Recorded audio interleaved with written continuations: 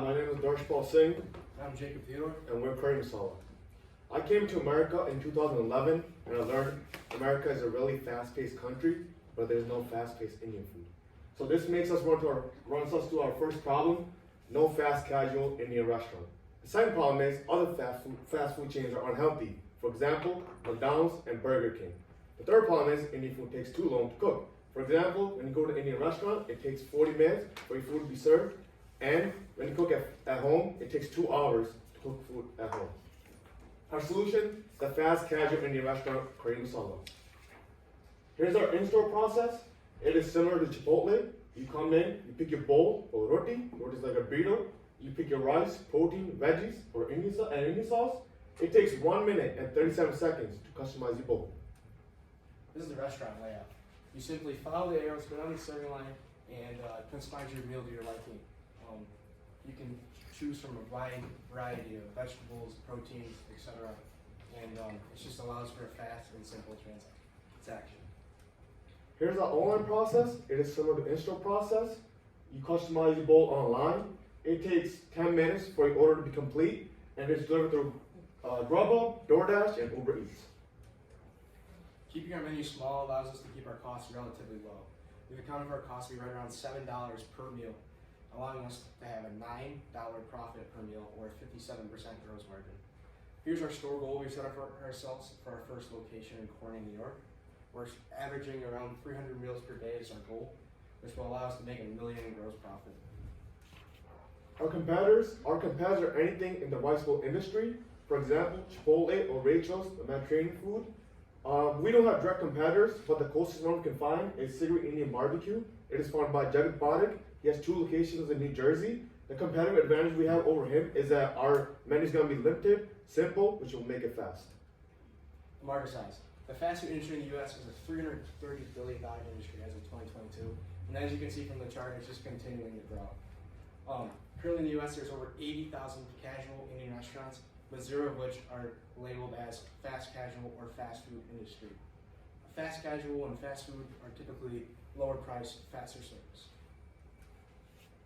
On campus, we did a food taste testing. Some of the spices of Indian are a little spicy, so we just wanted to test different spice variants. We served about 30 students and teachers.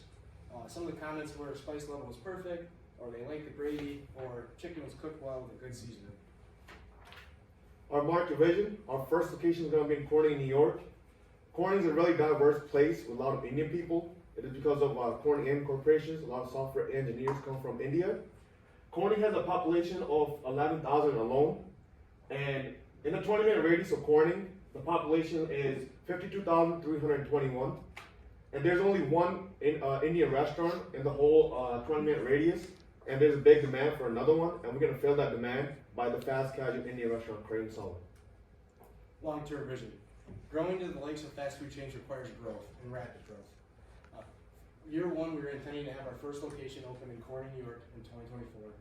And then by year 5, we were looking at 25 locations based off of our growth portfolio.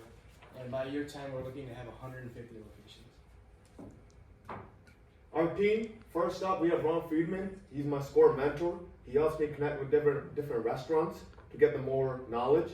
Second, we have Mike Sullivan. He's the owner of Hilltop Restaurant in Elmira, New York. He's going to be helping with the startup challenges like laws and regulations. Third, we have Harjinder Singh. He's my business mentor. He's going to be helping with the financial aspect of the business. Fourth, we have Rupinder Kaur, which is my mom. She helped me come up with these recipes to find the perfect balance.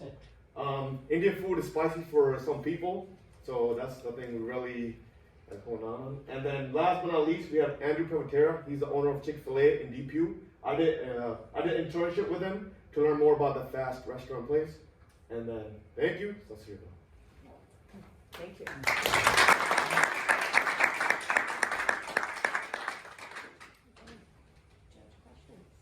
I can start if How do you plan to market it? I mean, you understand that there's the Indian population, Yes. and then there's the cosmopolitan population that appreciate Indian, and then there's all the rest of the people. Yes. How do you plan to educate people about, I mean, people struggle with Mexican food. What do I put in my taco?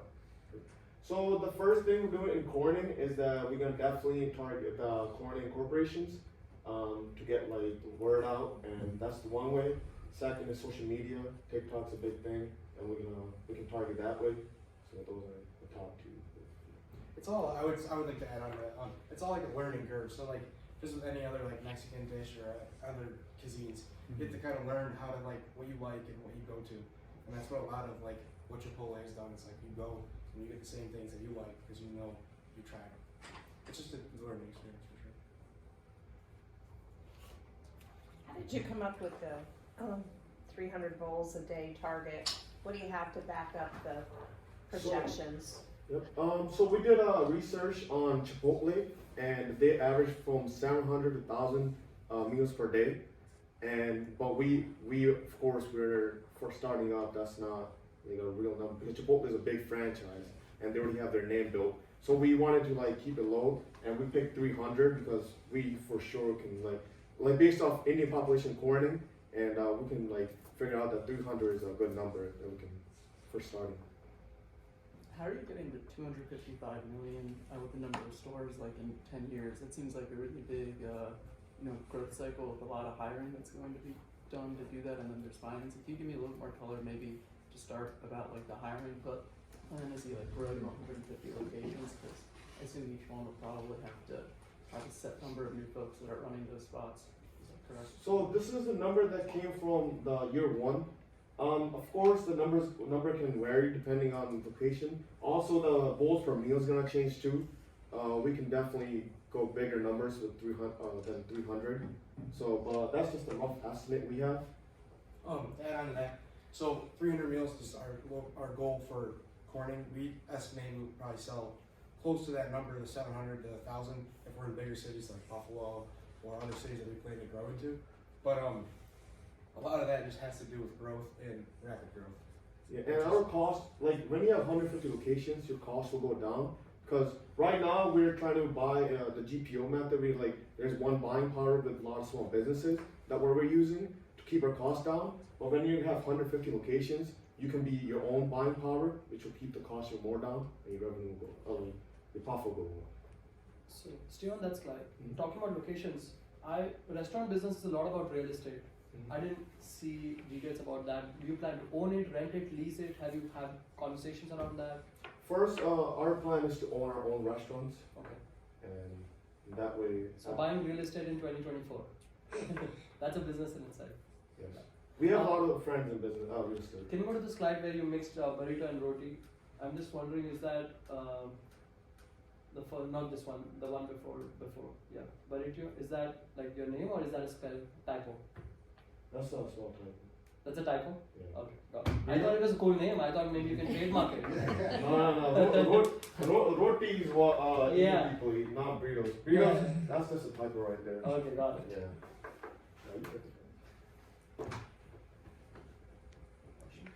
Any more questions? Just to add on to that, because we were talking about real estate, I think it's important to notice that he has already acquired a building in Corning.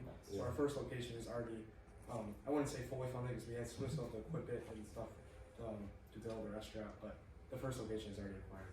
Oh wow, congratulations. And on the supply side, have you looked for local suppliers for your food goods? Yes, we did.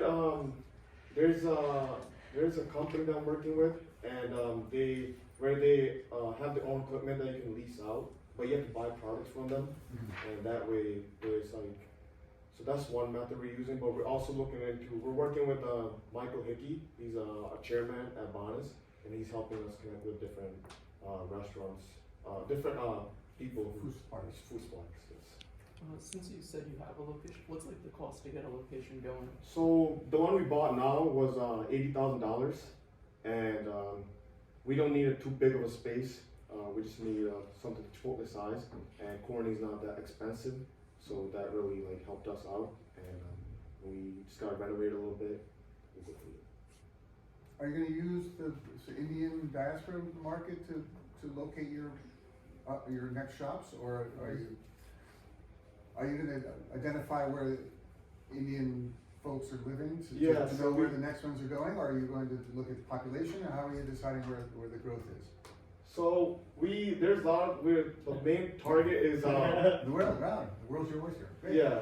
So the main target is Michigan because there's a lot of Indian population there, Mhm. and Indianapolis, California, and India, Jalanda.